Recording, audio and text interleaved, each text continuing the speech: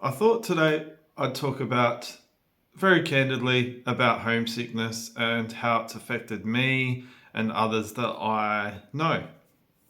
Now, if you're not really aware, what homesickness is when you're obviously far away from a life that you used to.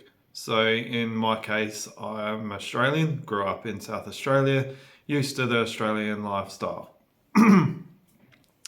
And how homesickness can affect you is that if you're not clicking with your current environment, um, you start craving everything from home, be it friends and family, food, the sports teams you go for, small things like that. Another thing, work availability, and things like what are the people like where you're living. So let's start. Obviously, friends and family. How's it affected me? Well, obviously, I miss everyone. It's one of those things. It's you have to cope, and it's important to develop strategies to be able to deal with it. But sometimes it does get too much in terms of no matter how much your strategies, you still get a little frustrated, upset, things because you're missing out on things like birthdays, simply hanging out with your friends, being able to physically go out for dinner with your family. All those sort of things can take a toll, and especially if you look on Facebook and you see everyone having a great time, and then it just turns into a whole lot of things about, oh, I miss you. So it can get a little bit overwhelming to deal with at times. Now, I'm lucky to an extent. I have a good friend who, I'm able to play video games with, and we chat about all things, and it's good way of keeping in contact with home. So that's one positive, as well as being able to FaceTime. Communication has advanced over the last 20 years. It's made it a lot easier. So small things like that have been able to give me the strategies in terms of being able to cope for some of it, but I still get upset seeing, not upset, but more frustrated about seeing friends, having get-togethers, or missing family birthdays and Christmases and stuff like that. It does kind of hit home, and I mean, this is what I chose, right? So I chose to do this, so it's kind of a bit rich me turning around and saying, well, it's frustrating that I'm missing it. It's no one else's fault but myself, and that's true. And that's the same with everyone who moves away. You have to be able to understand if you can deal with it.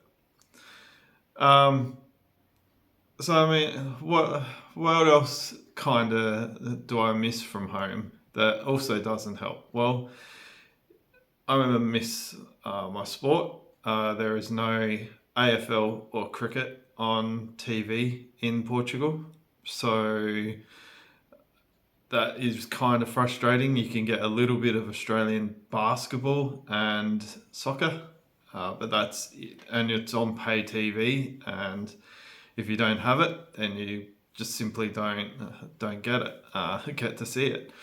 I can get a Watch AFL International app, I don't have it at the moment. I mean, it's ridiculously priced for what it is, to be honest, and it's kind of an insult to all expats to try and charge them a stupid amount, to be honest.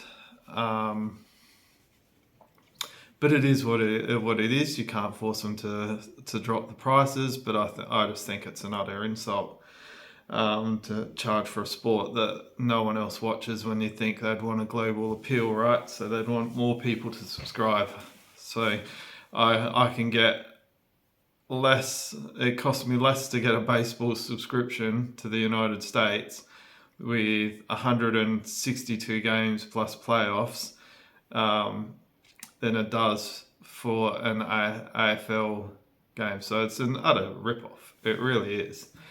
Anyway, that's just a minor rant.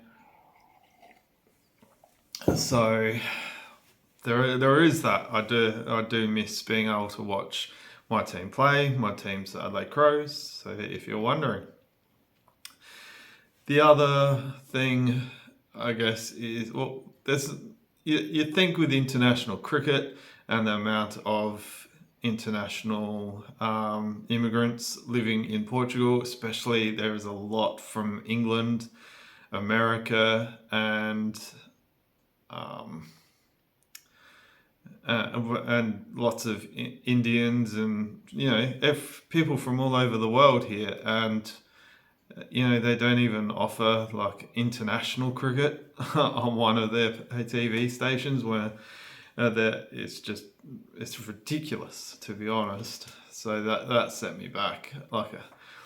I didn't expect to see necessarily an Australian game, but I thought, there might be a thing with England and India or something, series or anything, but no, there's just nothing. I think that's a lie. I think there's a little bit of IPL, but IPL's not cricket. So that gives you a breakdown of the sport that's available.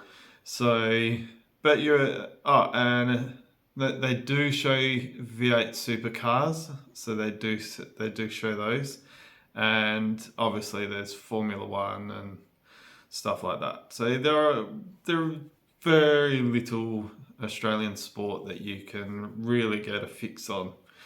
And obviously, if you're into things like, from a female perspective, obviously netball, those sort of things, there's just nothing. So food. I mean, food is relatively similar. Especially as far as beef prices. I mean, the diet isn't that much different in terms of what meat is available. You can kind of get all. The only difference I've really noticed was at Christmas we would get smoked ham. They don't do that here, which is odd because it's a heavy pork related industry. Heavy into pig, lots of everything, but they just don't do smoked ham. It's kind of a shock. So I think you can order it from certain butcher shops around the place. You might be able to get it from somewhere in Porto, but you'd really have to look for it. And being able to go get a good schnitzel easily has been hard. The level of takeaway here is quite deplorable in comparison to a lot of places, especially in Australia, I mean. So it can be a little bit frustrating, and the cost in comparison to takeaway is probably on par with Australia, which is strange considering the cost of living is a lot cheaper, and the average wage index, it's a lot less in Portugal than Australia.